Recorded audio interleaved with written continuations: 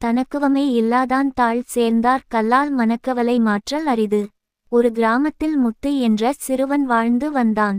அவன் புத்திசாலித்தான், ஆனால் எப்போதும் ஏதாவது ஒன்றை நினைத்து கவலைப்படுவான்.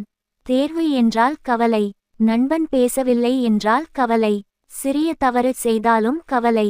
அம்மா, அப்பா, நண்பர்கள் எல்லோரும் கவலைப்படாதே முத்து என்று சொல்லியும் அவன் மனம் அமைதியாகவே இல்லை. ஒரு நாள் அவன் கிராமத்தில் இருந்த ஞானமிகு முனிவர் பற்றி கேள்விப்பட்டான். அந்த முனிவர் எல்லா கவலைகளையும் போக்குவார் என்று எல்லோரும் சொன்னார்கள். முத்து உடனே அவரை சந்திக்க சென்றான். முனிவர் சிரித்தபடி கேட்டார், முத்து, உன் கவலை என்ன? முத்து எல்லாவற்றையும் சொல்லி அழுதான். முனிவர் மெதுவாக சொன்னார், முத்து, நீ உன் கவலைகளை கல்லால் உடைக்க முயல்கிறாய். ஆனால் இறைவன் போன்ற உயர்ந்தவரின் அடியேச் சேரும் போது தான் மனக்கவலை கரையும்.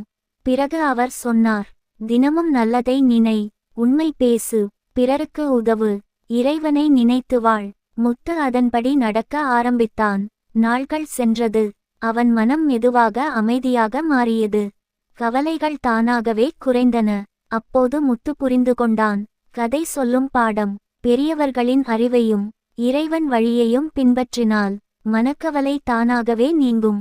சாதாரண வழிகளில் கல்லால் மனக்கவலை மாறுவது அரிது.